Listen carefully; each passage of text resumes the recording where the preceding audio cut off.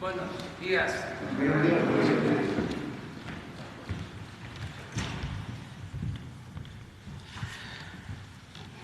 Pues iniciamos esta semana. Vamos a escuchar, como todos los lunes, el informe sobre quién es quién en los precios de los energéticos. Vamos también a constatar el avance en las obras que se están llevando a cabo en el país, que no se han detenido a pesar de la pandemia, se sigue trabajando y posteriormente les voy a dar a conocer quién va a ocupar el cargo de secretario de Educación Pública cuando Esteban Moctezuma sea aceptado, se reciba el beneplácito del gobierno de Estados Unidos y el Senado de la República apruebe su nombramiento. Pero ya vamos a nombrar al secretario de Educación para que empiecen a ponerse de acuerdo y se lleve a cabo una buena transición. Agradecer mucho a Marta Bárcenas, embajadora de México en Washington, que ha hecho una labor importantísima, es una diplomática destacada, va a ser embajadora eminente. Le agradecemos por todo lo que ha hecho en este tiempo que nos ha representado en Estados Unidos. Y en su momento va a ser sustituida por Esteban Moctezuma y el lugar de Esteban Moctezuma se va a ocupar desde este fin de año para que nos preparemos en transición hacia la normalidad educativa, hacia el regreso a clases presenciales, que es lo que deseamos el año próximo. Muy bien, entonces con Ricardo. Buenos días, señor presidente. Buenos días a todas y a todos ustedes. ¿Quiénes quieren el precio de los combustibles?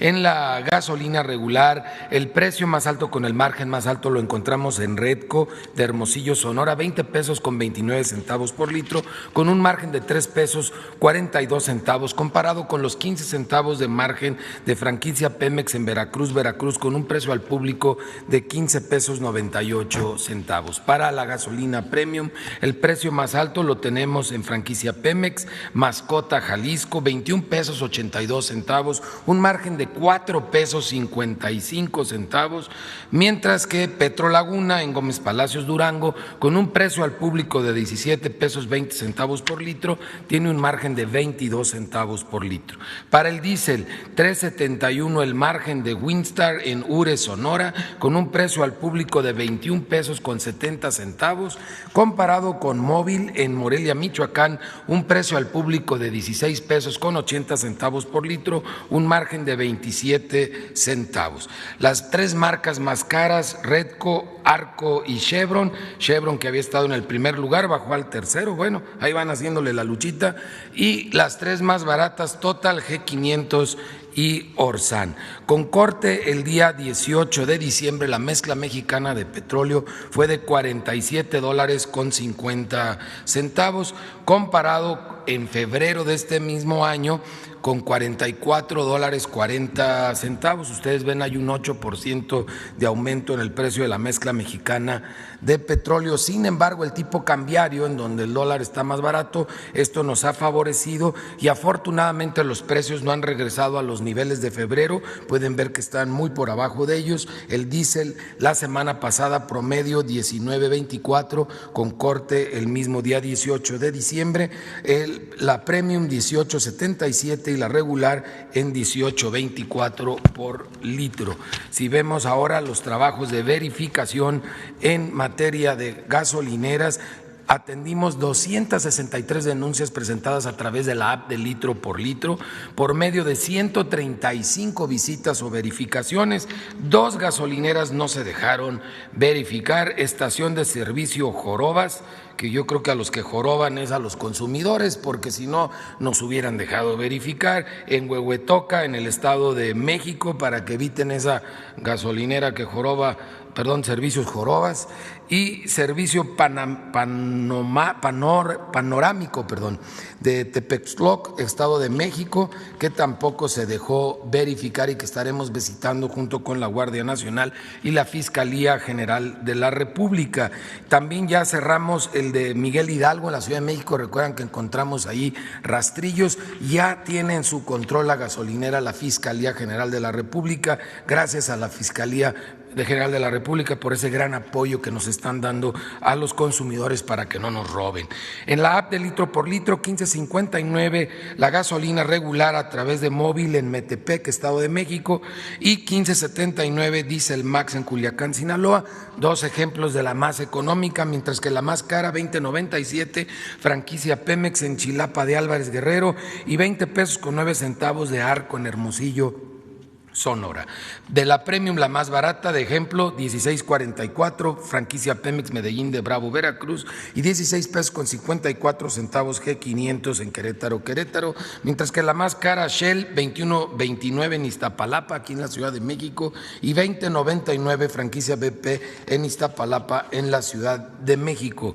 La más barata del diésel, 15.69 Platinum en Culiacán, Sinaloa, y 15.89 Diesel Max en Culiacán, Sinaloa. La más cara, 21.89 franquicia Pemex en Toluca, Estado de México, y 21.69 también de franquicia Pemex en Taxco de Alarcón, Guerrero. Seguimos también monitoreando los servicios sanitarios. Veamos ahora el gas LP. ¿Quién es quién en el gas LP para tanques estacionarios? Tenemos el precio más alto con el margen más alto en Satélite Gas, en Azcapotzalco, en la Ciudad de México, 12 pesos 79 centavos por litro, con un margen de 5 pesos 48 centavos. Vamos a tener que analizar a fondo aquí la Ciudad de México y el Estado de México. Hay que fomentar muchísimo más la competencia para lograr bajar los precios a los consumidores. Gas modelo Gilotepec, por el otro lado, en Coronel, Guanajuato, tiene un precio al público de 8 pesos 67 centavos por litro, con un margen de solo 1.95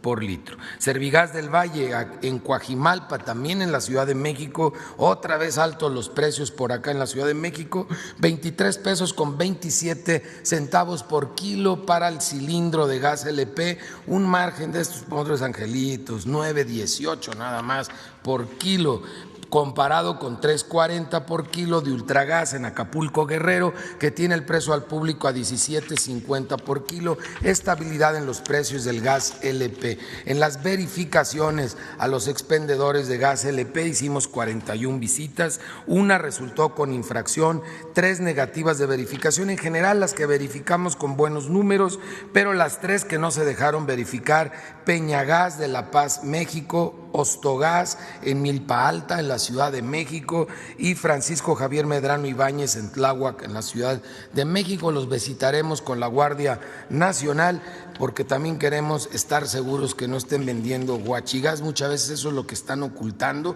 como ha logrado descubrir el Centro Nacional de Inteligencia, que agradecemos el gran apoyo que, junto con los operativos encabezados por la Secretaría de Marina, donde participamos la CRE, ASEA y Profeco, seguimos avanzando en la revisión de las estaciones de carburación, que muchas están vendiendo gas LP que no pueden ni siquiera siquiera demostrar dónde lo compraron y por eso están ya en un proceso ante la Fiscalía General de la República. Muchas gracias. Muy bien, vamos con los videos. La Secretaría de la Defensa Nacional informa los avances en la construcción del Aeropuerto Internacional Felipe Ángeles al 21 de diciembre de 2020. En la Torre de Control y Servicios de Extinción de Incendios se realizan trabajos de laminación, colocación de bastidores en la escalera de emergencia y el armado de la estructura de la cabina. En el estacionamiento y terminal intermodal de transporte terrestre se lleva a cabo el montaje de elementos prefabricados, como son losas, muros y traves en los diferentes niveles del estacionamiento. En las redes hidráulicas y sanitarias generales se trabaja en la excavación y acarreo de material para la colocación de capas de relleno y conformación de terraplenes. En la terminal de combustibles y red de distribución se avanza en la soldadura de la estructura y ángulo de coronamiento del tanque vertical atmosférico 3. En la pista y plataforma militar se continúa la construcción de la losa de concreto de alta resistencia en calles de rodaje, el tendido de tubería y subestación eléctrica y la edificación de canales para el drenaje pluvial. A la fecha, se han generado 61.067 empleos civiles. Faltan 455 días de construcción. Gobierno de México.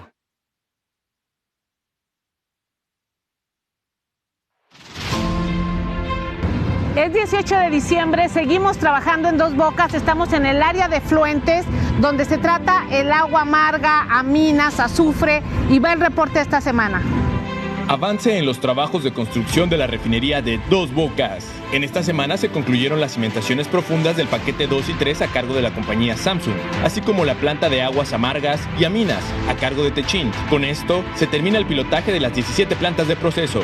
Se realiza la excavación para las cimentaciones de las subestaciones eléctricas y estructura de vacío de las plantas combinada y coquizadora a cargo de ICA Fluor. De igual manera, continúan los avances en los trabajos de altura en la superestructura de los tambores de coque.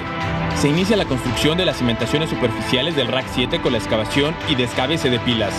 En el área administrativa, se realizan trabajos correspondientes al edificio de cuarto de control, tales como el vaciado de concreto en la losa de entrepiso, muros perimetrales y columnas. Además, se finaliza el montaje de obra falsa para mezanine. Respecto al paquete 5, área de almacenamiento, se reporta que en tanques verticales se trabaja 1 en excavación, 10 en obra mecánica, 19 en proceso de relleno interior de anillo, 8 en armado de acero y colocación de cimbra, 6 en capa de reparto y 1 en el montaje de estructura de domo. En tanques esféricos se trabaja 1 en excavación, 6 en cimbra y acero de cimentación, 10 en descabece de pilas, 9 en colado de plantillas y 2 en proceso de relleno de la base. Esta semana se reportan desde los talleres de la India el avance en la fabricación de los tambores de coque y columnas de vacío, que son los equipos críticos más grandes y voluminosos, equipos que pronto estarán listos para su envío a Dos Bocas, de acuerdo a lo planeado y gracias a la procura temprana que se realizó en el proyecto. Se continúa con el trabajo de proyección y procura del gasoducto y acueducto, así como en las torres de enfriamiento de proceso. En materia de sustentabilidad, continúa el traslado de plantas de ornato y forestales desde el vivero hacia las zonas de áreas verdes de la refinería.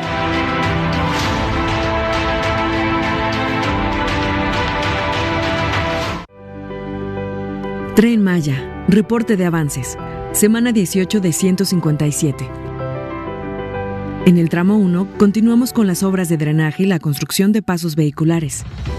En el tramo 2, avanzamos con las actividades de corte y terraplén, y la producción de durmientes ascendió a 149.209. En el tramo 3, el INAH terminó de dictaminar 38 kilómetros de la vía, y continuamos con el desmontaje de la vía antigua. En el tramo 4, entre otras actividades preliminares, continuamos con la elaboración del subrasante.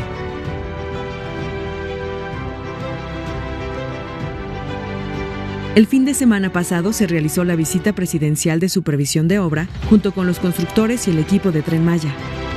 Y se realizó un recorrido por los primeros 4 tramos constructivos. El propósito de la gira fue informar a la ciudadanía sobre los avances físicos del Tren Maya. En los eventos destacamos que el Tren Maya es un proyecto integral que gira alrededor de 4 ejes: económico, social, cultural y ambiental. En el ambiental hablamos el Acuerdo de Cuxtal, por la recuperación del área natural protegida y la reutilización de materiales. En el económico, comunicamos las ferias de empleo en los estados por donde pasa el Tren Maya. En cultural, mencionamos las actividades de salvamento arqueológico, que ya suman 17.756 hallazgos registrados. En social, informamos sobre los programas de vivienda emergente y la construcción de nuevas sucursales del Banco de Bienestar. Las empresas constructoras también se comprometieron a implementar un plan trimestral de incremento de producción, con el objetivo de cumplir en tiempo y forma con la obra, y firmamos un convenio con 5 gobiernos estatales, 18 municipales y 4 secretarías, con el objetivo de garantizar el desarrollo territorial ordenado en la región. El Tren Maya es más que un tren, es un proyecto de desarrollo integral. El Tren Maya avanza. Gobierno de México. Construcción del tren interurbano México-Toluca, reporte semanal. Tramo 1, 36 kilómetros, avance a la fecha 99.3%. Talleres y cocheras. Se construye un túnel de lavado para la limpieza exterior de los trenes. Se ha concluido la fabricación de los muros prefabricados para la nave del torno rodero y la cabina de pintura. El edificio de simuladores contará con piso falso para alojar los ductos y cableados de los equipos. Viaducto 4. Se instalaron los 6 amortiguadores previos a la junta de largo recorrido en el estribo 2 del viaducto 4 para absorber movimientos en caso de sismos. Tramo 2. Bitúnel. Se construyen las banquetas en ambos lados del túnel derecho y se avanza en la colocación de ménsulas para las instalaciones de señalización, telecomunicaciones y control. Vía y catenaria. Avance a la fecha 43.2%. Se avanza en las conexiones de energía para la catenaria y en la colocación de accesorios, así como en las instalaciones de balizas para el posicionamiento de trenes, y se trabaja en el tendido de catenaria en el puente Arco. Tramo 3, 17 kilómetros. Avance a la fecha 52.3%. PIB La Venta. Se continúa en la construcción de la rampa de acceso del lado del Desierto de los Leones para el próximo desvío del tráfico. Frente 2, Carretera Federal. Se trabaja en el montaje de columnas, capiteles y traves prefabricadas. Las labores en este frente estarán suspendidas hasta el 4 de enero del 2021. Arteaga y Salazar. Se coloca el acero de refuerzo y cables de preesfuerzo en las primeras 2 traves para el paso vehicular sobre la vía férrea. Secretaría de Comunicaciones y Transportes. Gobierno de México. El corredor interoceánico impulsa un nuevo tipo de desarrollo en el istmo de Tehuantepec. En el 2020, hemos avanzado para hacer realidad la plataforma logística. A continuación, se informa el avance de obras a 21 de diciembre de 2020. Durante el año, en el tramo de 80 metros de muelle del puerto de Coatzacoalcos, se usaron 223 toneladas de acero, se colocaron 49.700 kilogramos de tensores y se hincaron 462 pilotes de acero. En el tramo de 50 metros, se usaron más de 1.065 metros de tabla estaca y más de 305.000 kilogramos de acero de refuerzo. Con estas acciones, se avanzó el 87% en la extensión de 130 metros de muelle. Además, han avanzado las obras del nuevo acceso carretero y el dragado de construcción. En el puerto de Salina Cruz, hemos avanzado en el rompeolas oeste del puerto petrolero. Este año comenzaron los traslados de piedra, la conformación de patios de acopio, se fabricaron 728 elementos de concreto y avanzamos con la rehabilitación del rompeolas existente. Además, con el programa de rescate del caracol púrpura, se han reubicado 457 organismos. Para la renovación de las vías del ferrocarril del Istmo de Tehuantepec, en este año se realizó el levantamiento topográfico de 149 kilómetros y se colocaron más de 63.600 piezas de durmientes. Con nuevos rieles, hemos concluido las obras de 37 kilómetros. El avance total de la obra es de 20%. Estas acciones se traducirán en fortalecimiento de la economía y sociedad locales, en nuevas oportunidades y mejores empleos. Gobierno de México.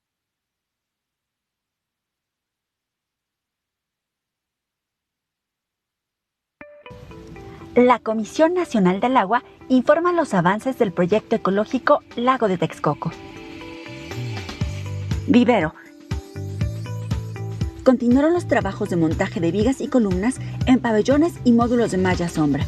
También se colocaron árboles demostrativos en la zona de senderos peatonales.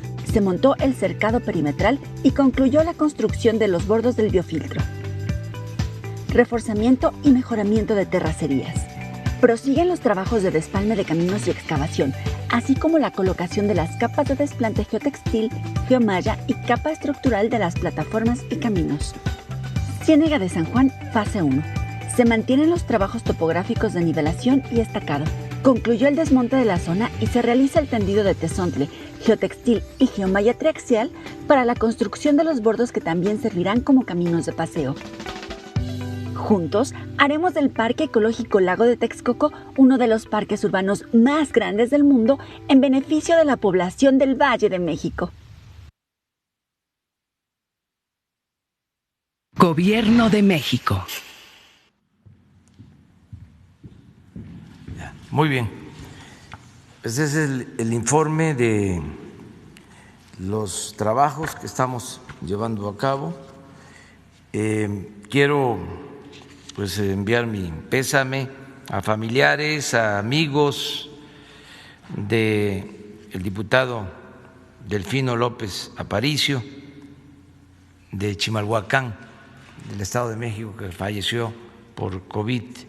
Así también desear la recuperación a Dulce María Sauri, también legisladora, que padece de esta enfermedad de COVID, a ella, a su esposo, y también hacer extensivo pues mi deseo de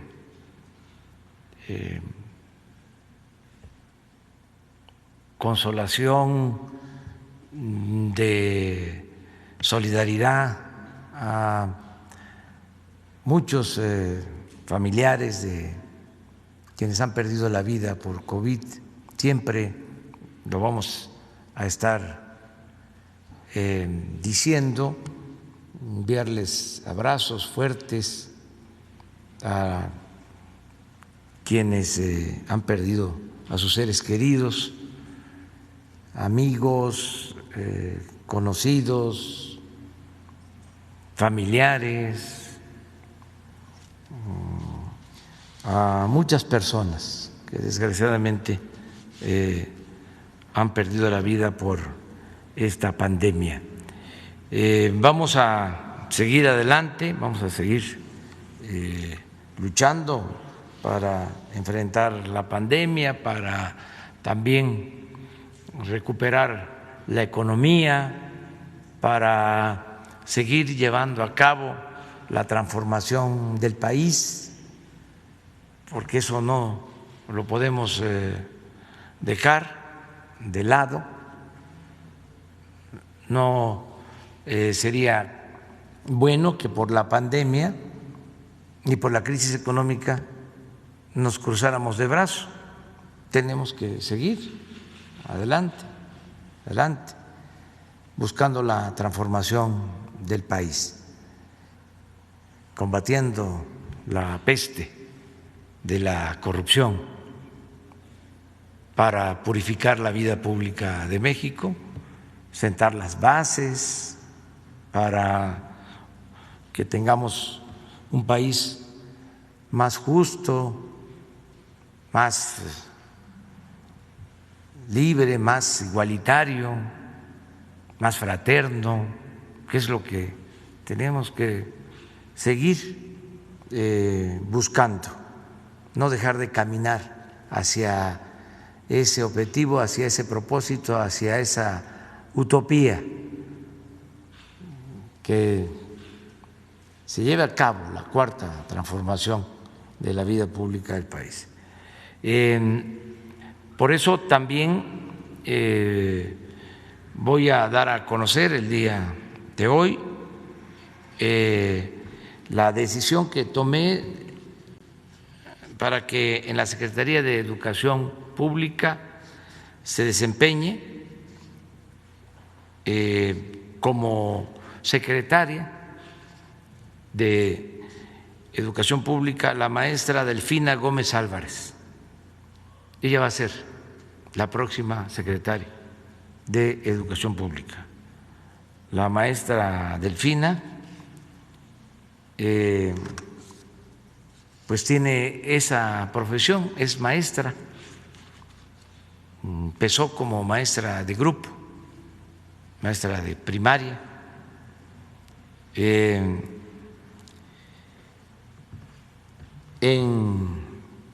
lo que tiene que ver con la educación, pues tiene esa experiencia de ser maestra. Yo creo que nunca había ocupado la Secretaría de Educación Pública una maestra de primaria. Desde luego han habido maestros universitarios, pero maestros o maestras de primaria, de grupo, creo que nunca.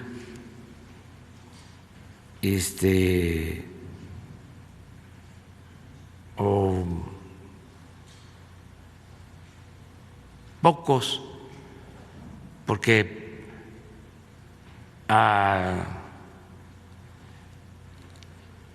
el maestro Vasconcelos se le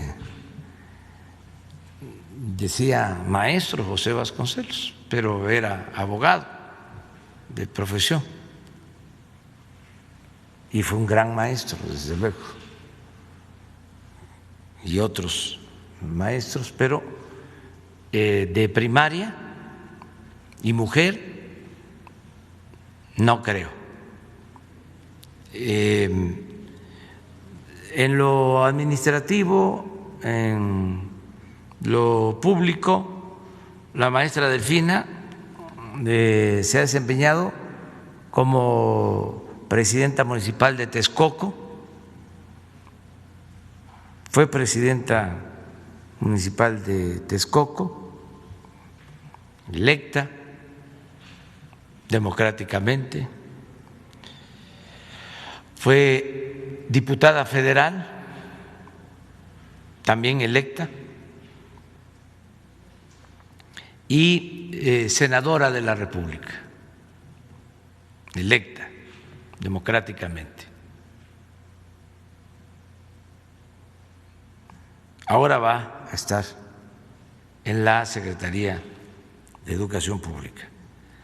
Ya aumenta el número de mujeres en el gabinete, son 9 mujeres. La doctora Olga Sánchez Cordero, secretaria de Gobernación, María Luisa Albores, secretaria del Medio Ambiente, Luisa María Alcalde, secretaria del Trabajo, Rocío Nale, secretaria de Energía, Alejandra Fraustro, secretaria de Cultura, Rosa Isela Rodríguez, secretaria de Seguridad Pública, y Meréndira Sandoval, secretaria de la Función Pública, Tatiana Cloutier, secretaria de Economía, y la maestra Delfina Gómez Álvarez, secretaria de Educación Pública. Bueno, ahí vamos, avanzando. Sara. Gracias, presidente. Buenos días. Preguntarle qué reporte, si es que lo vieron en la reunión del gabinete, le dieron de la movilidad, sobre todo en la Ciudad de México, con este reconfinamiento, si existe el riesgo de que se saturen los hospitales. Ha habido múltiples avisos del gobierno de la Ciudad de México. Y también preguntarle, también la jefa de gobierno Claudia Sheinbaum ha anunciado que habrá apoyos económicos para los pequeños comercios. Preguntarle si desde el gobierno federal se podrían reactivar los créditos o si habría algún tipo de apoyo ante este nuevo cierre. Gracias. Bueno, se está dando atención especial a la Ciudad de México. se decidió poner la Ciudad de México en semáforo rojo por el aumento de casos de contagio. Esto no es nacional, se está manifestando este aumento de casos en 8 estados y tenemos que tener mucho cuidado que no nos rebase la pandemia y que tengamos manera de atender a todos los enfermos, que haya camas, que haya equipo, que haya médicos. Por eso se está dando una atención especial en la Ciudad de México, como lo hemos hecho en otros estados, en otros momentos de la pandemia, cuando aumentó mucho el número de contagios en Tabasco, de hospitalizados, reforzamos. Lo mismo en Chihuahua, lo mismo en Nuevo León y en otros estados. Ahora lo estamos haciendo en la Ciudad de México. No sé si tienen la cifra sobre ocupación, dato de ocupación. Esto es hospitalización general, 85% de las camas en la Ciudad de México ocupadas, de las camas disponibles, y en promedio, a ver si regresa,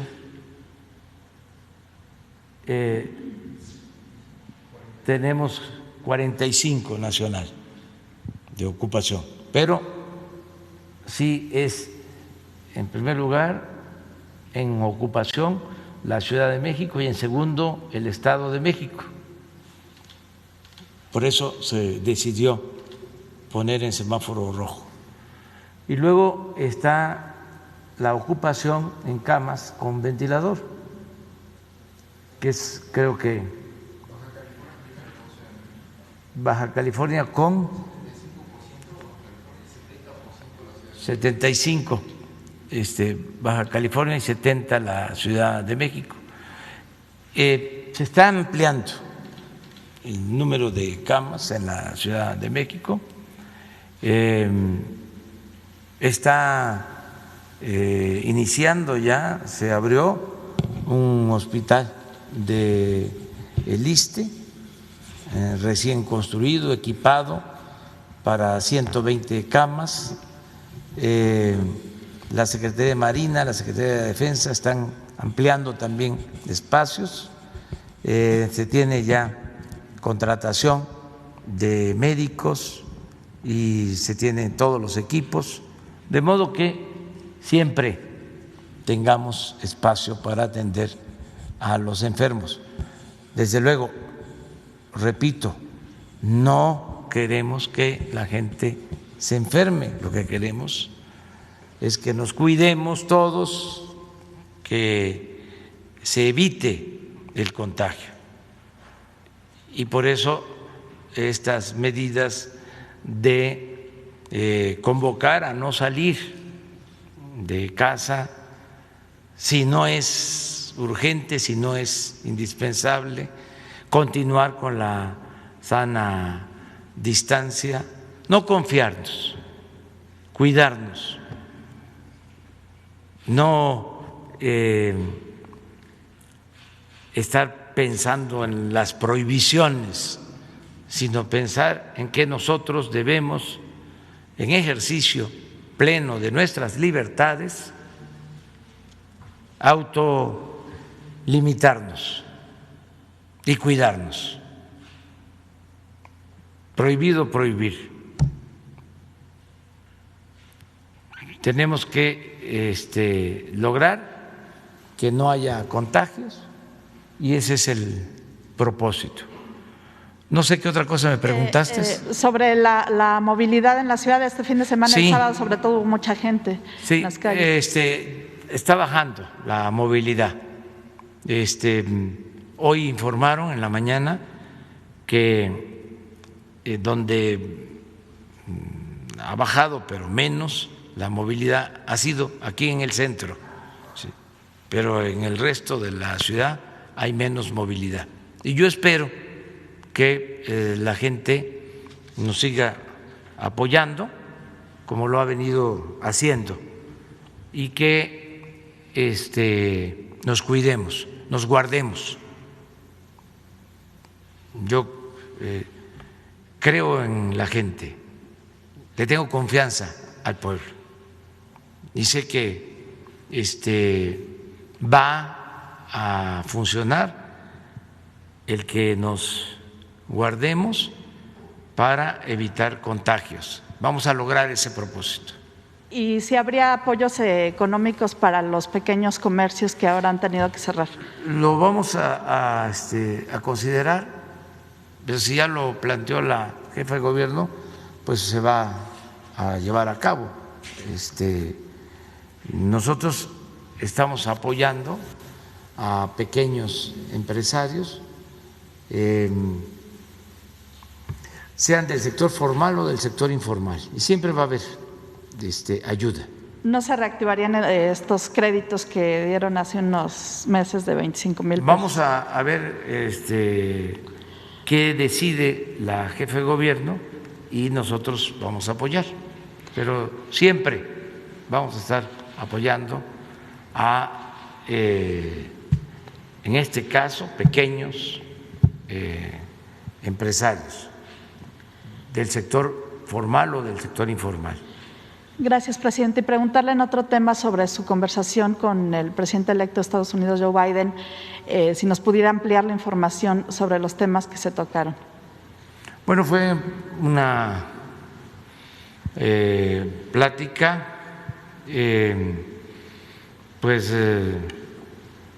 muy fraterna, respetuosa. Hablamos sobre los temas de migración, básicamente, el tema migratorio, que se va a atender.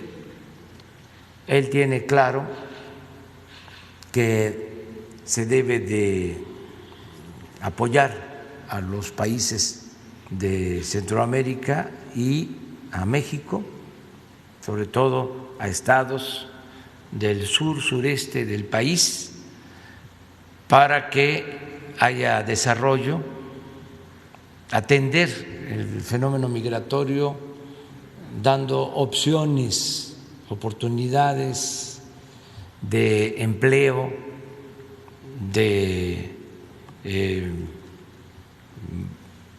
bienestar, para que la gente no se vea obligada a abandonar sus pueblos, que no abandonen sus familias.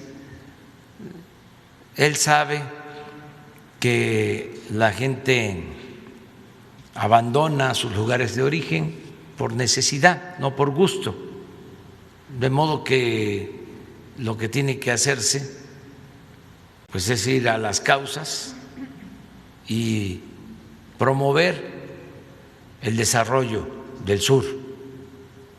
Y eso es lo que nosotros hemos venido planteando y estamos haciendo.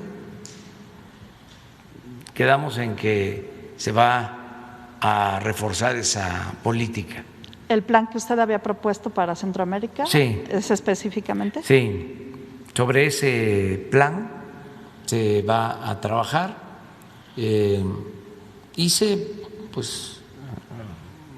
mencionó de que vamos a continuar con una política de respeto mutuo a nuestras soberanías en bien de nuestros pueblos. Fue muy amistoso, de interés para los dos países, sobre todo en el caso nuestro. Nos importa mucho la situación de nuestros paisanos migrantes y considero que va a ser muy buena la relación en ese sentido. No tenemos ningún problema. Vamos a continuar trabajando como lo estamos haciendo con el gobierno actual de Estados Unidos. Hemos tenido muy buenas relaciones, no hemos tenido prácticamente ningún conflicto, solo aquel asunto de los aranceles, pero se resolvió en buenos términos y hemos llevado una muy buena relación con el gobierno actual del presidente Donald Trump, y es lo mismo que estamos esperando, y no va a haber ningún conflicto con el nuevo gobierno que encabece el señor Biden. Y finalmente, si lo convocó a su toma de posesión el 20 de enero, si lo invitó. No hablamos de eso. Fue una plática de aproximadamente 20 minutos, media hora. Estábamos por allá por la península de Yucatán, en Valladolid, allí en el ayuntamiento. Allí se logró la llamada telefónica con el señor Biden.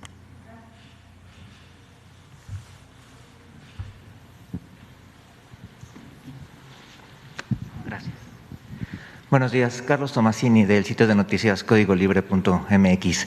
El fin de semana Reino Unido habló sobre una nueva cepa del virus que resulta más contagiosa y demás, y varios países, especialmente de Europa, cerraron sus fronteras para vuelos provenientes de Londres. En México se hará lo mismo, se prohibirán vuelos de Londres a México y de México a Londres. Ayer supimos que llegó uno de estos vuelos al aeropuerto de la Ciudad de México. Sí, lo vamos a analizar. Hoy se trató en la reunión del gabinete, lo plantearon el secretario de Salud y el subsecretario, y se acordó que hoy en la noche, que tenemos la reunión de Salud, se va a analizar el caso, y mañana, que es el día que se destina a informar sobre la pandemia, se va a dar un informe sobre la postura de México. Se dio este asunto en el Reino Unido de una nueva variante del COVID. Dicen una nueva cepa. Hoy en la mañana decían los médicos que no es exactamente eso, sino es una variante del COVID. Y se empezaron a tomar medidas, ¿no?, en algunos países. Los médicos nuestros, los especialistas, hablan de que hay que esperar a que se haga el análisis, no actuar políticamente, sin tener elementos técnicos de quienes saben, de los expertos, porque si depende de los políticos, pues entonces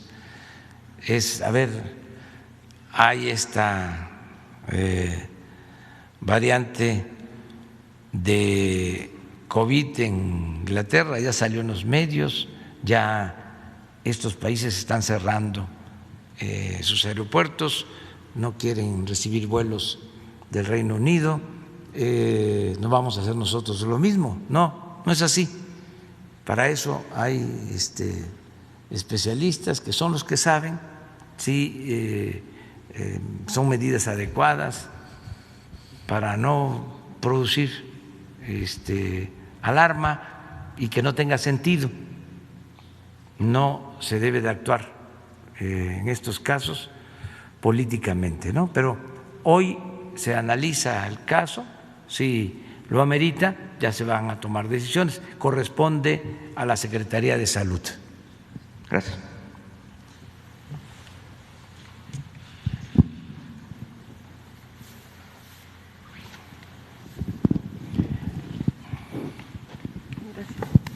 Buenos días, presidente. Me llamé el de México News y sin censura. El fin de semana, como estuvo en Tabasco, ya habló de este nuevo comité que va a regular el manejo de las hidroeléctricas y de las presas, y también habló sobre estos apoyos que le van a dar a las personas que pues lamentablemente sufrieron por estas inundaciones. Preguntarle particularmente si pudiera reafirmar o confirmar más bien si el apoyo será en dos fases, una parte económica y la otra en especie, y cómo va a funcionar, si ya está trabajando este nuevo comité para el manejo de las hidroeléctricas. Sí, ya está un comité para el control de las aguas en las hidroeléctricas del río Grijalva. Es una comisión para el río Grijalva para el manejo del agua en las 4 hidroeléctricas: Angostura, Chicoacén, Malpaso y Peñitas. Todo esto para que no se llenen los vasos de las presas en temporada de lluvia y que luego tenga que soltarse agua para inundar la planicie de Tabasco. Va a haber ahora control estricto sobre el manejo del agua en las presas. Esto tiene que ver también con la capacidad de turbinación, de generación de energía de las hidroeléctricas. También ya afortunadamente está bajando el agua,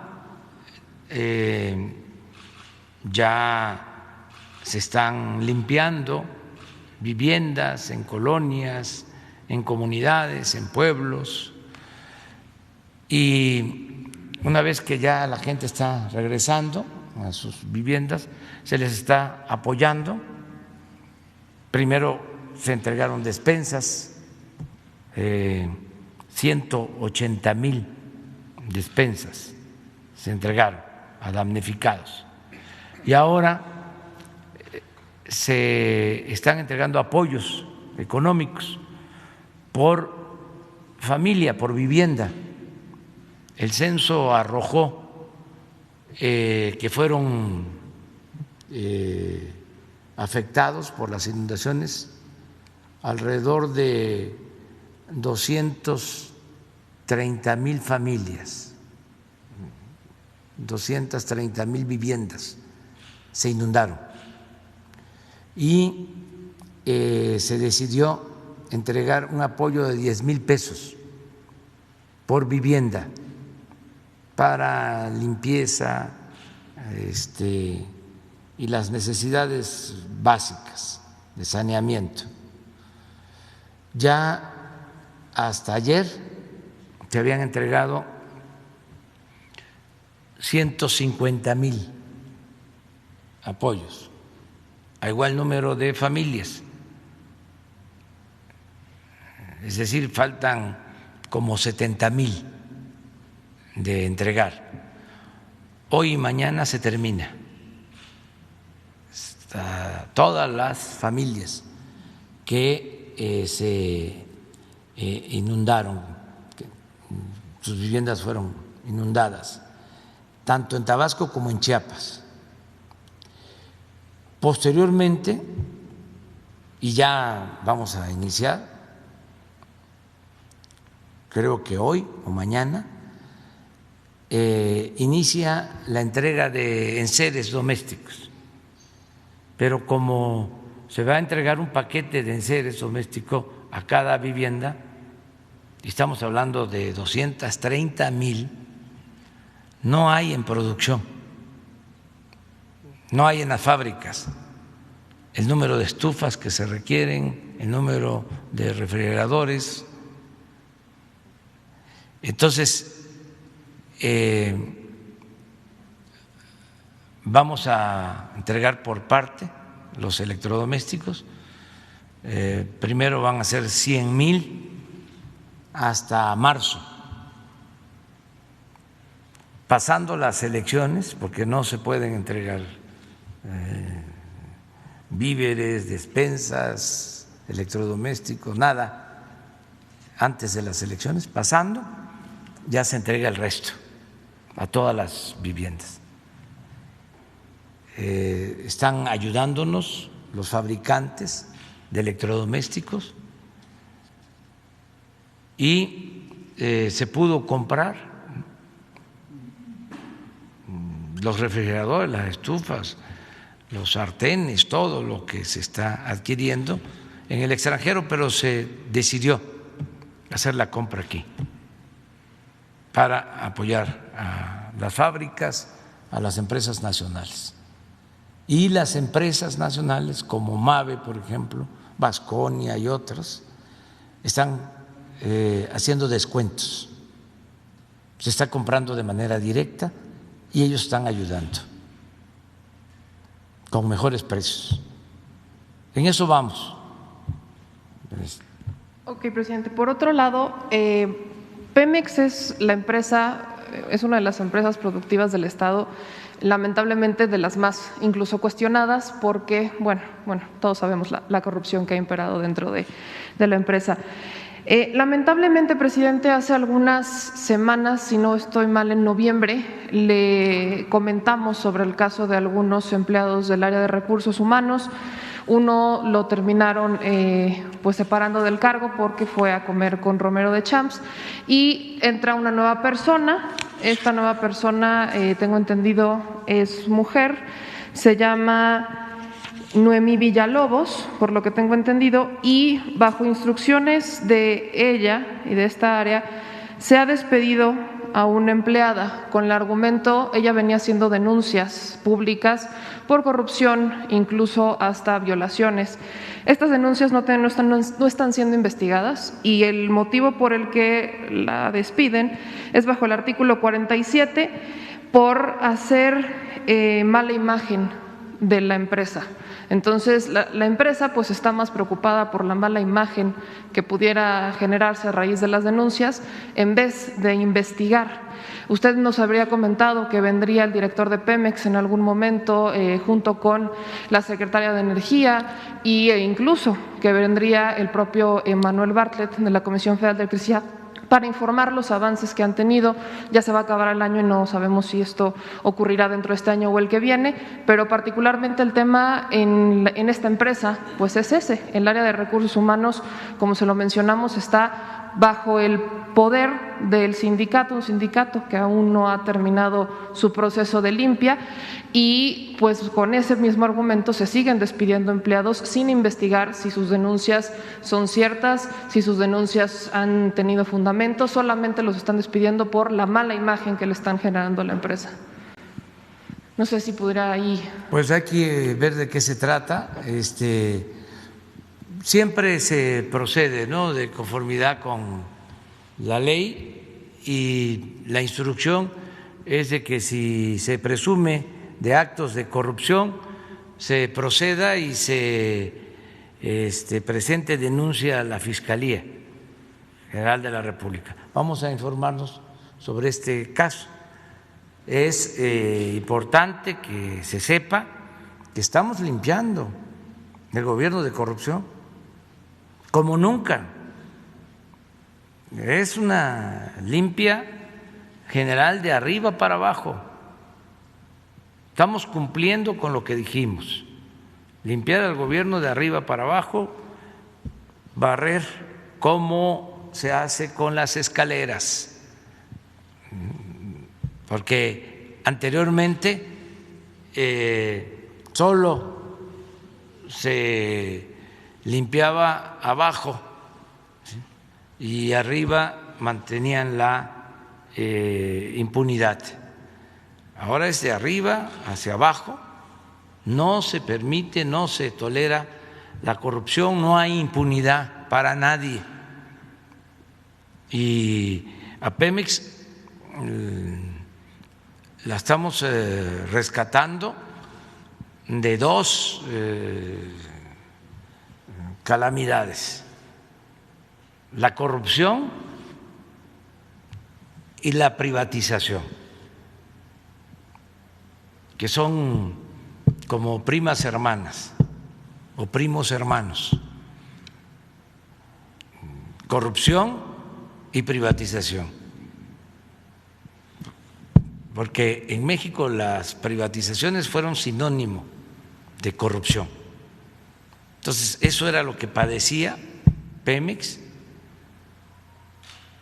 y eso es lo que padecía la Comisión Federal de Electricidad y todo el gobierno.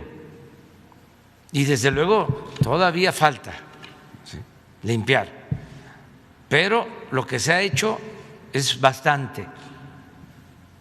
Ayer, el viernes, me decía un compañero de ustedes que por qué nos tardamos tanto hablando de aduana. Pues no es que nos estemos tardando, es que lleva tiempo limpiar. Estaba podrido el gobierno. Aduana, migración, puertos, Pemex, Comisión Federal de Electricidad, Capufe, contratos de obra, adquisiciones, reclusorios, etcétera, etcétera, etcétera, etcétera. Un largo etcétera. Pero ahí vamos, limpiando, porque de esa manera es que se va a moralizar al país. El gobierno debe de poner el ejemplo y también, como siempre lo he dicho, la corrupción no solo hay que combatirla por razones de índole moral, sino porque se liberan muchos fondos para el desarrollo. Porque cuando hay corrupción, todo se va por el caño de la corrupción, todo el presupuesto, y no alcanza. Cuando no hay corrupción, el presupuesto rinde, como se está demostrando. No hace falta endeudar al país, no hace falta aumentar impuestos, no hace falta que haya gasolinazos. Se puede atender las necesidades de la gente si no hay corrupción, si no hay impunidad.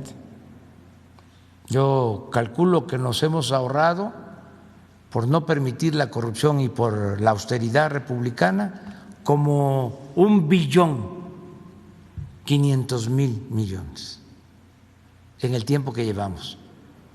1.500.000.000.000 solo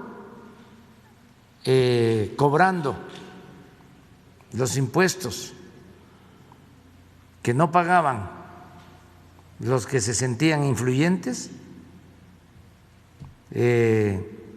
Hemos acumulado, hemos recuperado 800.000 millones de pesos.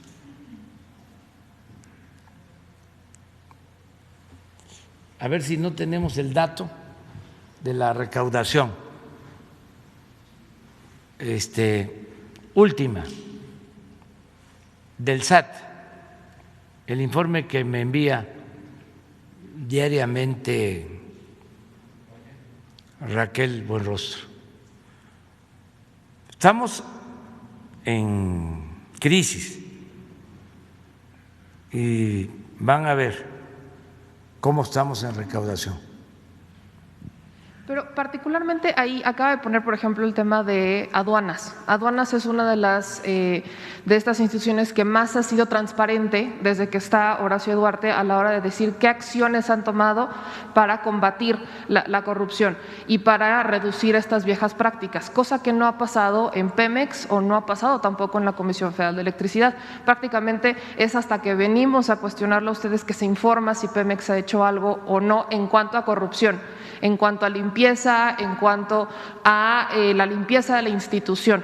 los resultados vienen, los informa directamente usted. ¿No valdría la pena quizás que Octavio Romero lo pudiera informar también? Lo pueden hacer, pero yo les puedo decir que por no permitir el huachicol que tiene que ver con Pemex, nos hemos ahorrado más de 100,000 millones de pesos.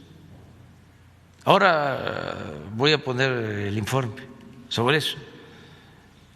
Y en el caso de la compra de insumos para la generación de la energía eléctrica también ha sido muy considerable el ahorro. Van a venir los directores a informar, es un compromiso. No sé si nos alcance para que sea antes de que finalice el año o el año próximo, pero van a informar. Miren, esto es la recaudación, es el reporte último. El año pasado, en este periodo, llevábamos recaudados 3,888,889,246 millones de pesos. 3,889,000,000. Y en este periodo, 3,992,000,000.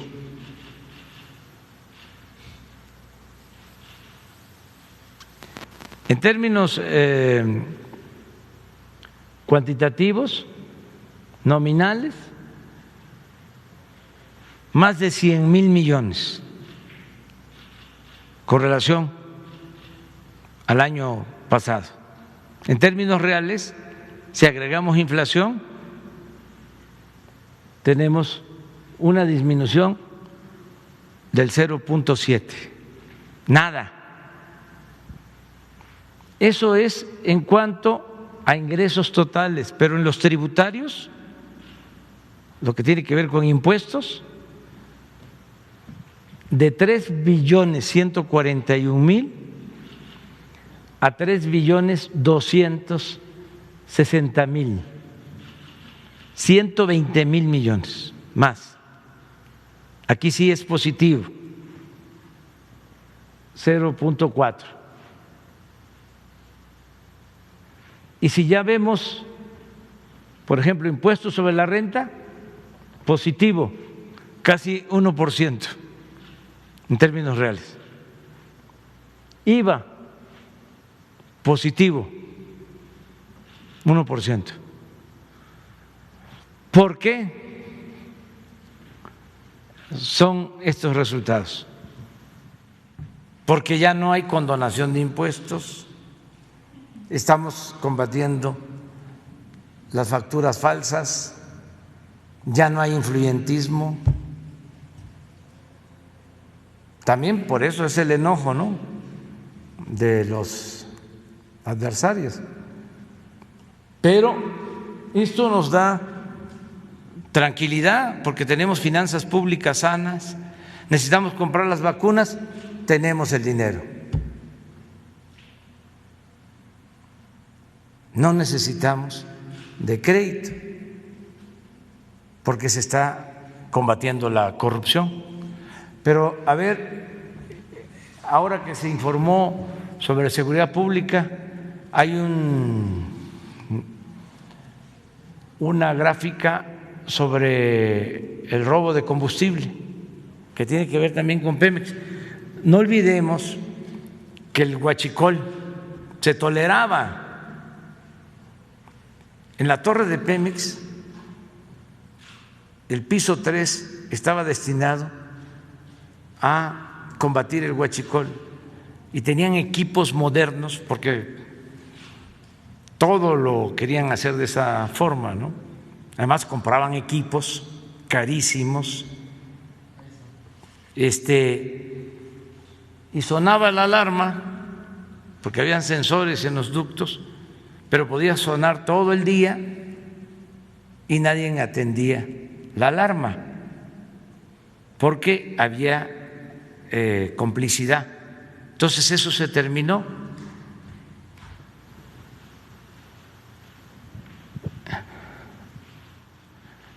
Esto es lo que hemos ahorrado, 119,000 millones de pesos.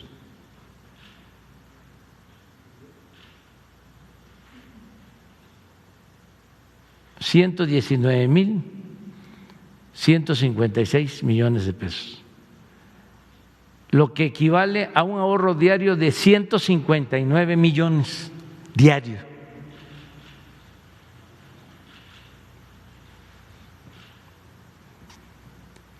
Pemex nada más. Y ahora que vengan les van a informar, porque esto es huachicol, pero imagínense cuánto nos hemos ahorrado en contratos, cuánto nos hemos ahorrado en compras, tanto en Pemex como en la Comisión Federal de Electricidad. Estamos limpiando de corrupción y esto es lo que nos permite pues enfrentar la crisis y estamos optimistas de que vamos a salir adelante.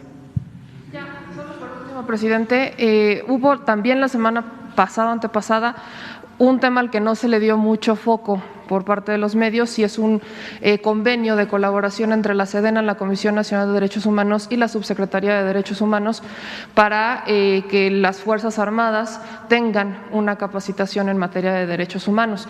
Si podría informar brevemente sobre a partir de cuándo se va a implementar esta capacitación o esta parte de derechos humanos en la SEDENA, que no se había reafirmado tanto con el tiempo, y particularmente ese mismo día se supone, pues teníamos entendido que estaba el compromiso de atender el caso de estos 233 casos militares que estarían encerrados con tortura e incluso con pruebas falsas. No los revisaron, no los atendieron porque aparentemente la titular de la Comisión Nacional de Derechos Humanos no tuvo tiempo, pero existía el compromiso por parte del titular de la SEDENA y no sabemos si también por parte del subsecretario de Derechos Humanos. Bueno, decirles que es una materia obligatoria, no es optativa. En el caso de las Fuerzas Armadas, tanto en la Secretaría de Marina como en la Secretaría de la Defensa, se cuida, se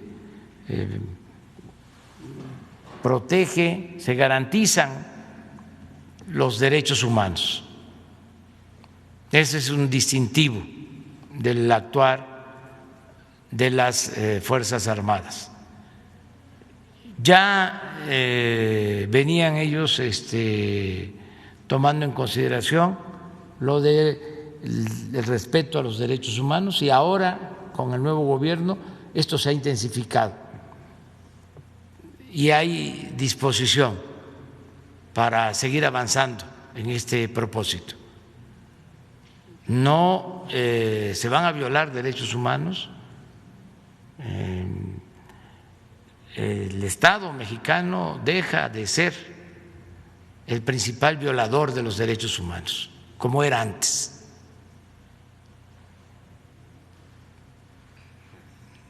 No a la tortura, no a las masacres, no al exterminio,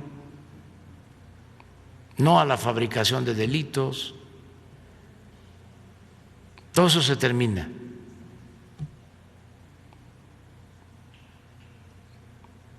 Es un compromiso, es una convicción.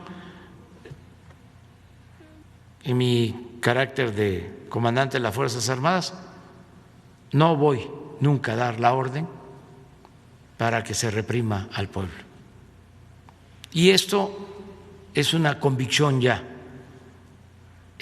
no solo en altos mandos, sino en la tropa, en soldados, en marinos. Es el pueblo uniformado, el ejército, la marina representan al pueblo, son del pueblo, los soldados, los marinos. Y es una etapa completamente nueva. Y acerca de estos cursos y de esta investigación sobre militares que están siendo enjuiciados. Vamos a pedir el informe para que se nos aclare en qué consiste. No hay también ningún interés de ocultar nada. Hace unos días un periódico habló de que se había ocultado información sobre un enfrentamiento en Nuevo Laredo y no, es cierto. Está haciendo la investigación la Fiscalía General de la República y por lo mismo, por el debido proceso, no se puede dar información, pero no es que se esté ocultando o que se esté reservando, ¿sí?, la información. No se reserva nada. Hace poco también se habló de que se iba a reservar la nota diplomática que enviamos cuando se detuvo al general Cienfuegos. La nota diplomática que enviamos a Washington y di la instrucción al secretario de Relaciones Exteriores que se desclasifique, que no tengamos ninguna nota bajo reserva.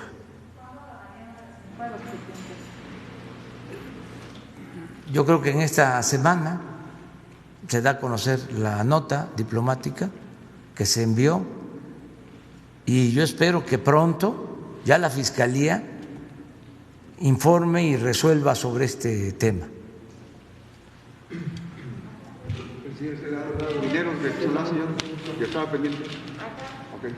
Después tú.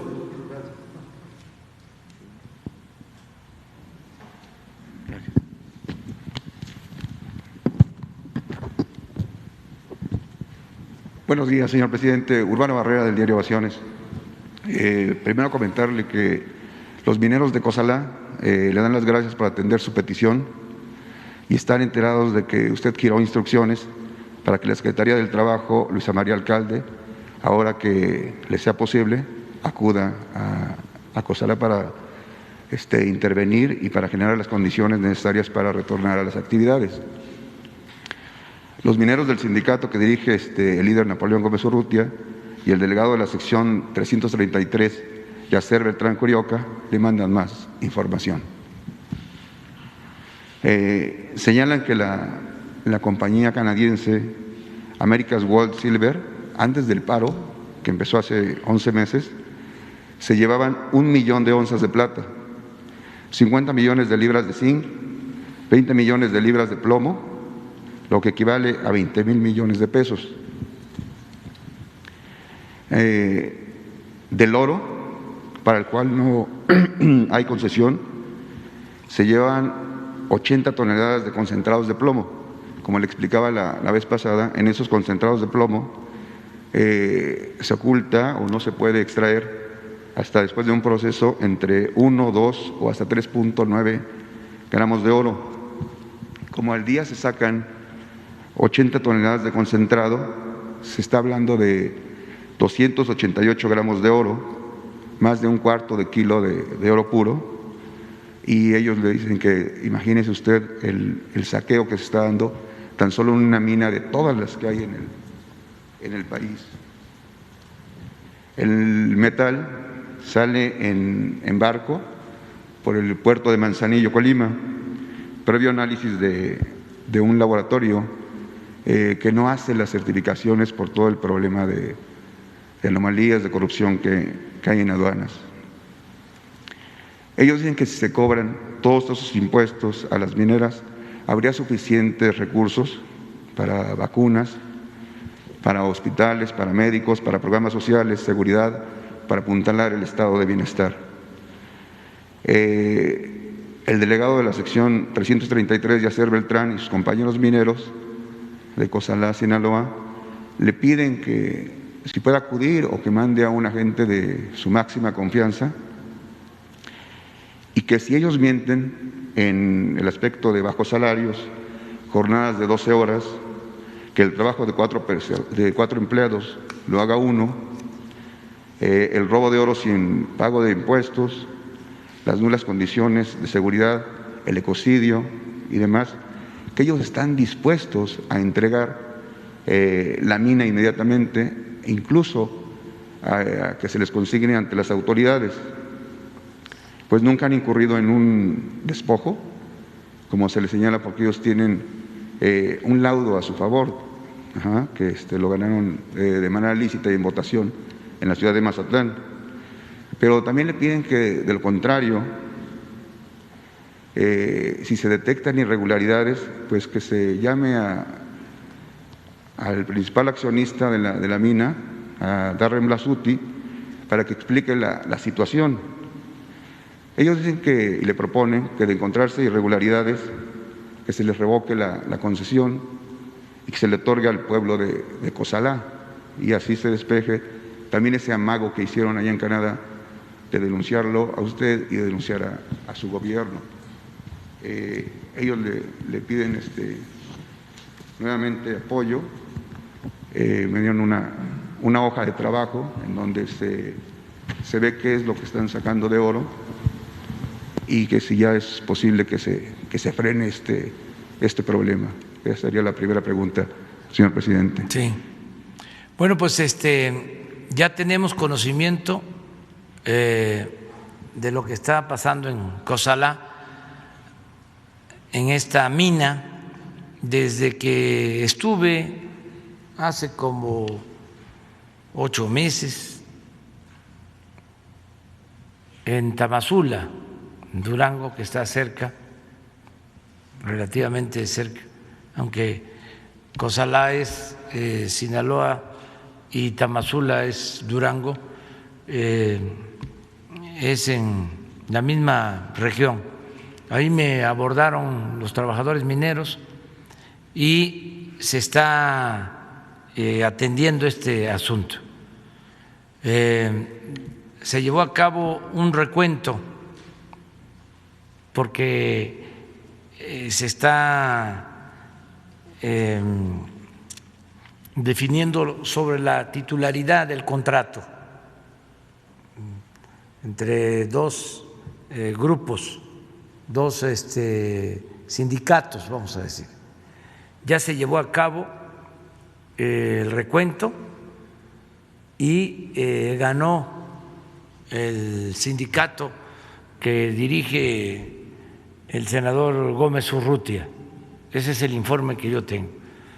Y fue una votación, una elección democrática. Ese es el informe que me dieron, que fueron los trabajadores los que dijeron, expresaron con su voto que quieren que los represente este sindicato. Aún así, según el informe que me presentaron, la empresa no quiere que el sindicato sea el que represente a los trabajadores. Eso ya no le corresponde a la empresa decidirlo, porque tenemos que respetar la voluntad de los trabajadores. Ya se les está notificando a los responsables de la empresa para que se acate la decisión de los trabajadores y se restablezca la actividad en la mina. Lo demás, si están extrayendo más mineral y no pagan impuestos, eso ya corresponde al SAT. Ya, con todo respeto, ahí no debe de intervenir el sindicato. Eso ya no le corresponde. Ya eso tiene que ver con Raquel Buenrostro, que es la encargada del SAT, para, si hace falta, llevar a cabo una inspección y que se paguen completos los impuestos. Lo que sí se debe de procurar es que se restablezca la actividad productiva y se reconozca al sindicato, porque esa fue la voluntad de los trabajadores en una elección que se llevó a cabo, un recuento para resolver sobre este asunto. Ojalá y también los dueños, accionistas de la mina ayuden. En este caso se ha pedido la intervención del embajador de Canadá en México para que se respete la voluntad de los trabajadores y se resuelva el problema. Eso es lo que puedo comentar. La segunda pregunta, señor presidente, es si está usted enterado de que hace unas horas, concretamente el viernes, le dieron el negocio de la basura en Cancún, Quintana Roo, a la empresa Red Ambiental Recolector S.A., vinculada a Jorge Emilio González, el Niño Verde. Lo previenen porque aseguran allá en Quintana Roo que ya empezaría el pago de facturas, de favores, previo a las fechas de junio del próximo año, para no politizar el asunto. No tengo información. Eso corresponde a las autoridades de Benito Juárez, Cancún y a las autoridades de Quintana Roo. Y estuve ayer ahí, dormimos el sábado y ayer nos reunimos con los gobernadores del sureste en Tulum y desde luego platiqué con el gobernador de Quintana Roo, pero no se trató este tema. Fue el ordenamiento de todos los estados del sur para un correcto manejo del uso del suelo y cuidar el medio ambiente. Con ese propósito se firmó un acuerdo con los 5 gobernadores allá en Tulum, pero no sabía sobre esto.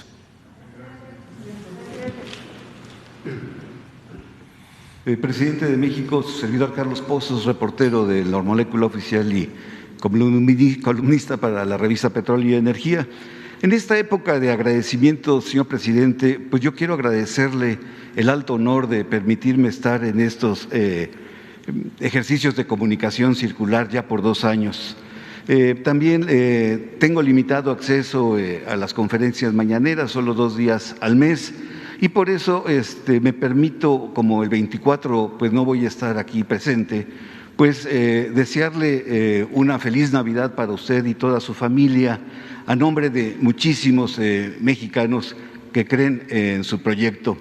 Y también aprovecho, presidente, si usted me permite, hacerle entrega de este pequeño obsequio. Ya está desinfectado. Muchas gracias. Y espero que lo goce con quien usted desee. Muchas gracias. Al contrario, gracias a usted. Quiero iniciar con 2 solicitudes. Primero, saber qué sucedió con la investigación que se iba a hacer al administrador central de actividades vulnerables del SAT, el señor es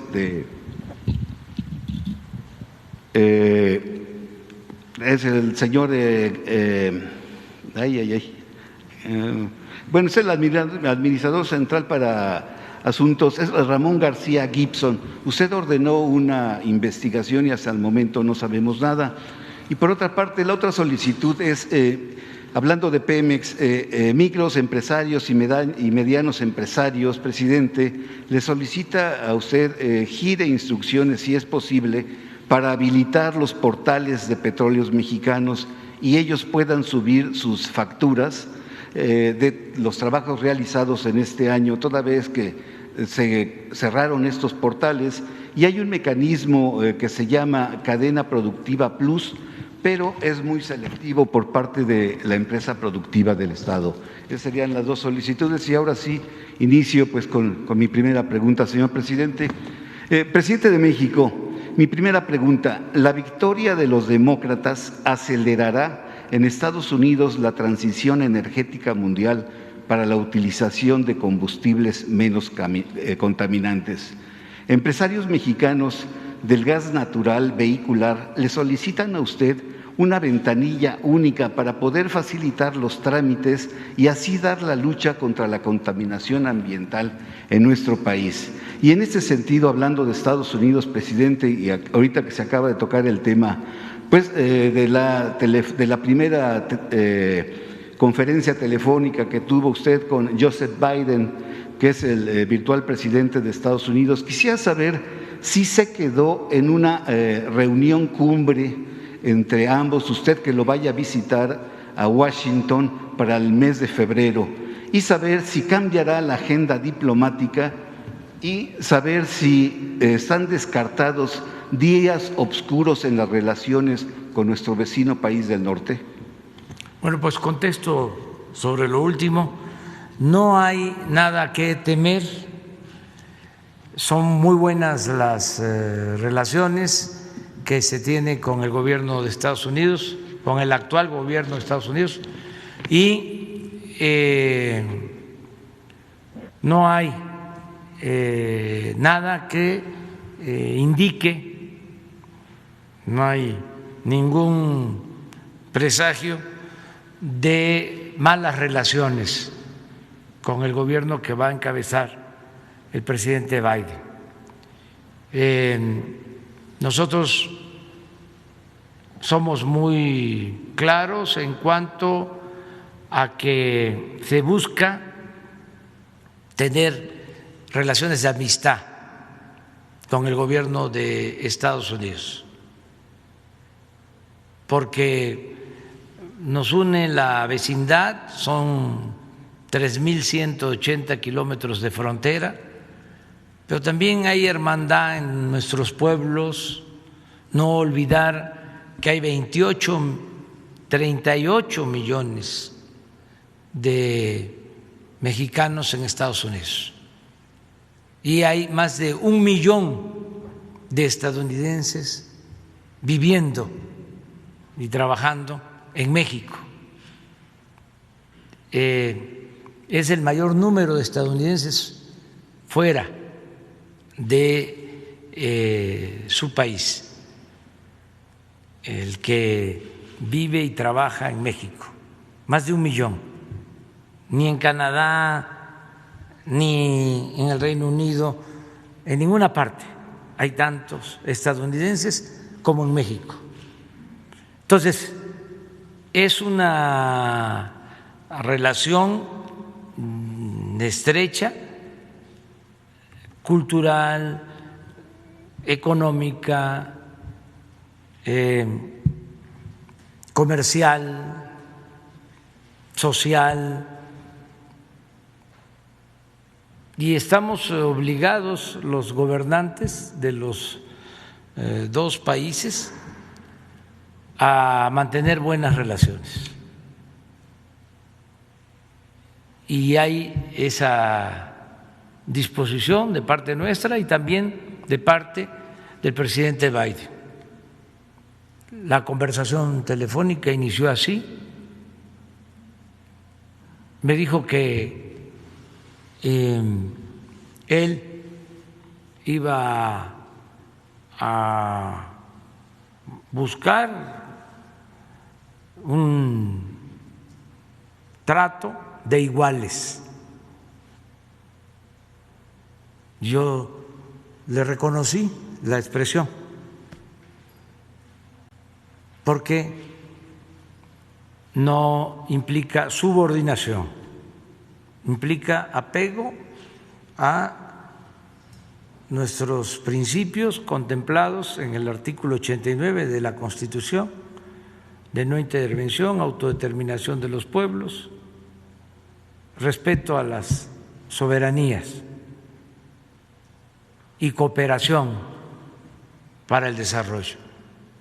Entonces, no hay ningún problema, porque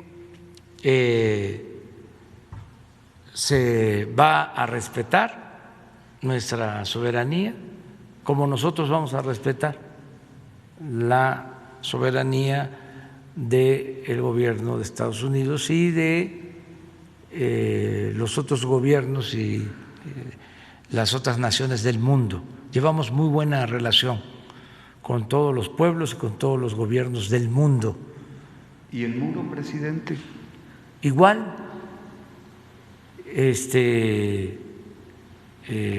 no se trata ese tema,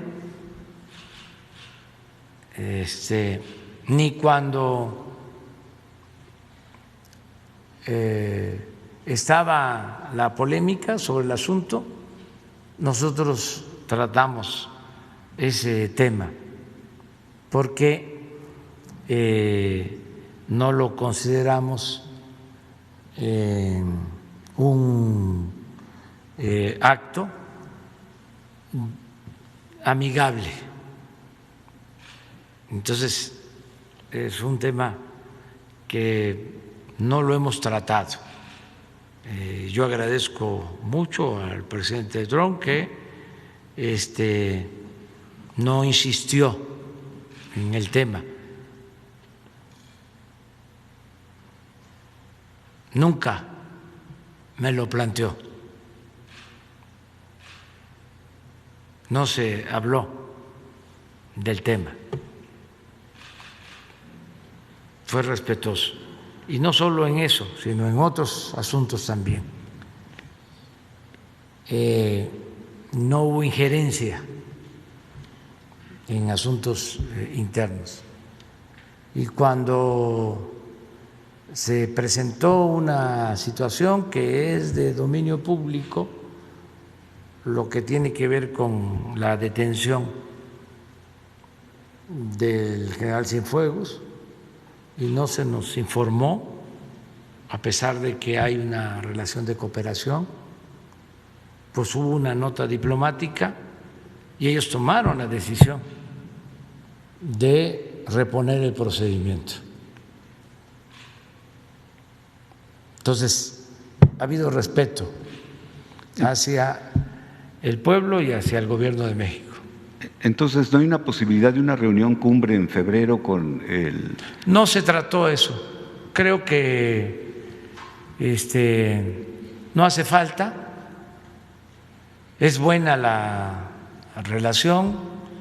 Esto va a estar a cargo de los diplomáticos, de la embajadora actual, del nuevo embajador de México en Estados Unidos, en Washington, y del secretario de Relaciones Exteriores de México y del nuevo jefe del Departamento de Estado en su momento.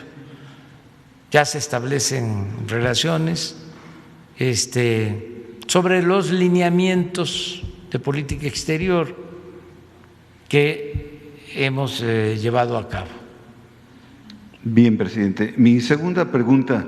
Presidente de México, su proyecto de nación está basado en la honestidad, en no mentir y no robar, pero muchos no lo entienden así, incluso con antecedentes no polémicos, viajan y hablan de política en su nombre, por ejemplo en el estado de Veracruz, diciéndose enviados políticos a sumar adeptos a Morena, ya en el inicio de este proceso electoral 2021.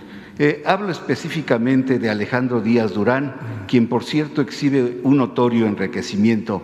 Señor presidente, ¿qué llamado usted haría a este tipo de personajes que se empeñan en enrarecer el escenario político de nuestro país? Bueno, mire, ya hemos dado a conocer varias veces de que no vamos nosotros a participar en los procesos electorales en puerta. No vamos a participar apoyando a ningún partido, a ningún candidato. No es lo mismo de antes, que desde el gobierno se decidía quiénes iban a ser los candidatos y se decidía apoyar a esos candidatos para que ganaran a como diera lugar, ayudándolos con dinero, inclusive con trampas, Eso ya se terminó. Va a ser el pueblo el que va a decidir de manera libre sobre quién debe de ser quién es o quién lo represente. Entonces, democracia, que se acabe ya para siempre la antidemocracia que ha imperado, que ha dominado, que ha prevalecido durante mucho tiempo. Elecciones limpias y libres. Y tenerle confianza a la gente, tenerle confianza al pueblo. Hace unos días vi una frase de Machado sobre el pueblo. A lo mejor te la manda Beatriz.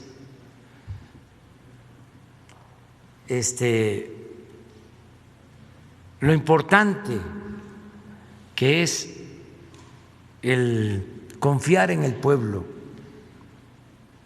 El pueblo, aunque no les guste a los conservadores, porque para ellos el pueblo no existe,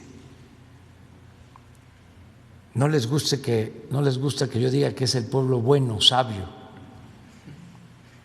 les molesta mucho, porque estaban acostumbrados a que ellos eran los políticos, ellos eran los expertos en política, la política era asunto de los políticos, no asunto de todos. Entonces es un choque mental, es como de lo que hablábamos acerca del racismo o del clasismo,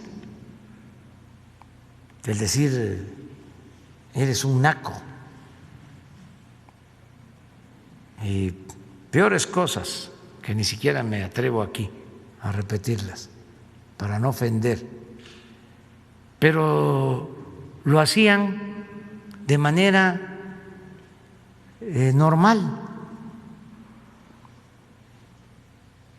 O decir, mi papá me compró un Ferrari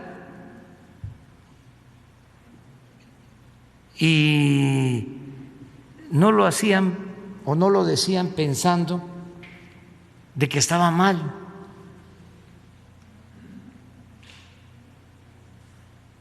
Ahora sí que no era esa la intención, sino era una cosa normal. Hace brevemente poco un articulista de izquierda o progresista, pues, utilizó así un dicho racista.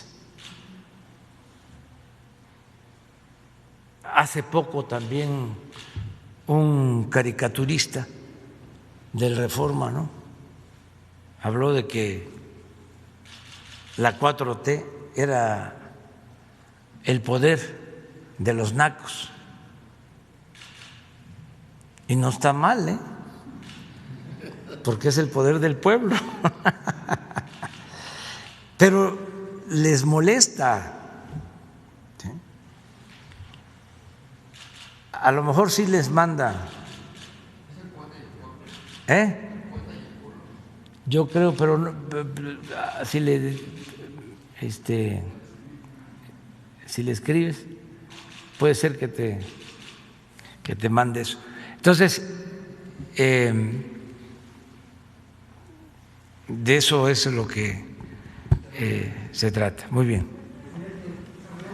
Allá. Faltas tú.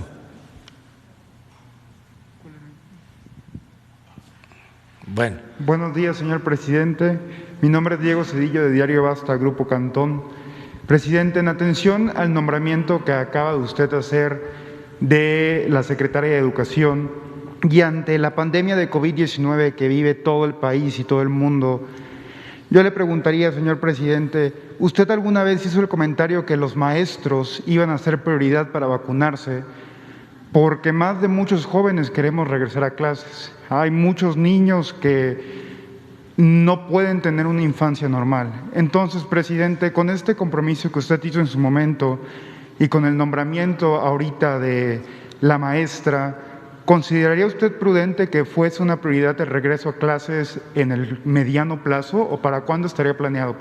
Esa sería la primera. Gracias, presidente. Bueno, miren, es importante que se vaya conociendo lo que ya definieron los expertos, los médicos, sobre la vacuna. ¿Quiénes van a ser vacunados? Todos los mexicanos. Desde luego va a depender de la disponibilidad que tengamos de la vacuna.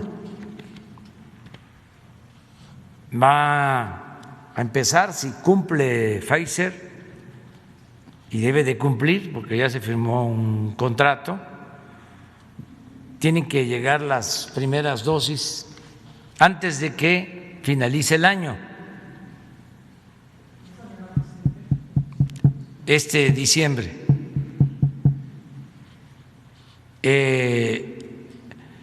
Y luego se va a seguir entregando en enero, febrero, marzo.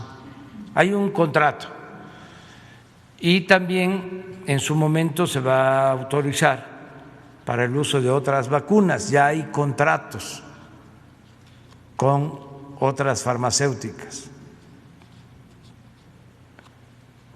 ¿Quiénes van a ser los primeros en vacunarse? Los médicos, las enfermeras que están atendiendo COVID.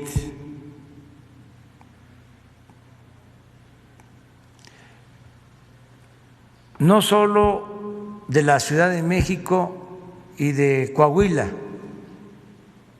porque me preguntaron antier en Yucatán sobre eso, de mala fe. Los opositores hablaron de que se estaba dando preferencia a la Ciudad de México y no es así. Se va a vacunar a todos los médicos, las enfermeras que están en hospitales COVID en todo el país.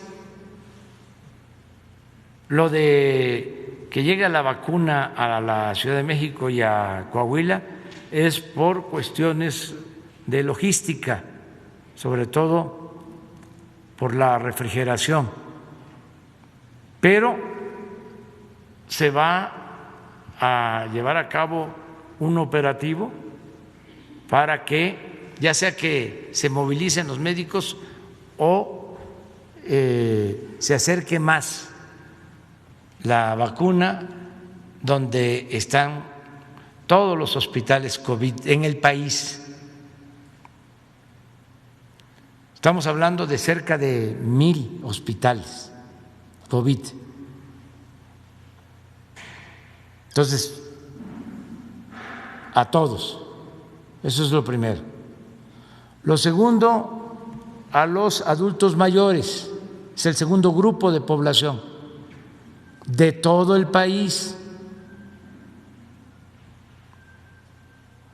Aunque estén en la Sierra Tarahumara o en la Lacandona o en la Sierra Sur de Oaxaca, donde estén los adultos mayores. Y va a ser de mayor a menor edad. Es decir, primero los ancianos.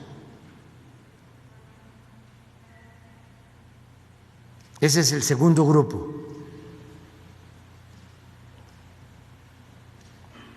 El tercer grupo son los enfermos con padecimientos crónicos, que es población vulnerable, que es la población más afectada por COVID. Ese es el cuarto grupo. Perdón, tercero. Y el cuarto, se está considerando a maestros, en donde haya condiciones que ya esté el semáforo verde, se va a empezar con maestras y maestros. Ese es el orden de prioridades.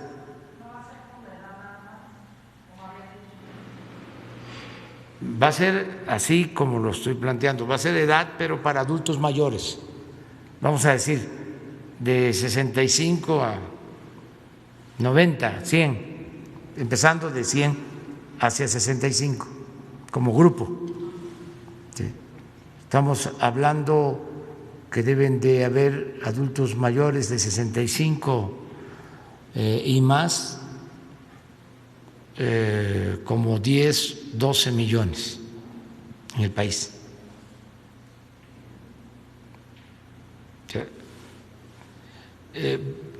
Va a coincidir también de que hay adultos mayores que padecen de enfermedades crónicas, ¿no? Si ya de 65 o de la edad que se escoja, si es a partir de 60, ya se termina de vacunar a todos los adultos mayores, ya si hay de menos de 60 son prioridad los enfermos con padecimientos crónicos. Esos son los tres rangos. Y luego los maestros, empezando por donde puedan abrirse las escuelas para educación presencial. Pero es para tener una idea, ¿no? Ya los médicos, los especialistas van a informar sobre esto. Bien, pero desde luego la vacuna es de aplicación universal, gratuita, todos tienen derecho, todos. Nada más es que se disponga de la vacuna. Ya tenemos contratos firmados, tenemos los recursos, pero vamos a esperar. Y ahora, señor presidente, la segunda pregunta y un cuestionamiento que ha llegado mucho a todas las redes sociales del Grupo Cantón es al respecto de los migrantes en Estados Unidos. Usted los ha empleado que son unos verdaderos héroes por las remesas que envían al país, por todos estos ingresos que llegan. Y una de las múltiples denuncias que existen por toda la comunidad mexicana que vive en Estados Unidos es el mal manejo que tienen los cónsules con respecto a la emisión de las actas de nacimiento. Es bien sabido que en algunos estados de nuestro vecino del norte sí puedes sacar una licencia de conducir y con esto puedes tener, múltiples derechos adquiridos, ¿no? Puedes conseguir un empleo, muchas cosas. El detalle aquí, señor presidente, y me gustaría exponerle, es esta denuncia que manejan nuestros paisanos migrantes y ver si es posible que el canciller Ebrard pudiese tener algún acercamiento con todos estos consulados para verdaderamente brindar el apoyo a todos estos verdaderos héroes que tenemos en el país, que son los que mandan las remesas y mantienen hasta cierto punto el circulante en la economía. Muchas gracias, señor presidente. Sí, mañana viene Marcelo Ebrard, porque le corresponde precisamente explicar lo de la vacuna, sobre los acuerdos con farmacéuticas, con gobiernos, y le vamos a pedir también que traiga una respuesta a tu pregunta. Muy bien, ¿no encontraste la cita? Queda para mañana. Ya vamos a quedarnos. Tú mañana, ¿te parece? Sí, tú, ¿sí? Sí. Estamos empezando la semana. Para mañana, ustedes 3. ¿Sí? Tú, ¿de acuerdo? Muy bien. Muchas gracias. Muchas gracias.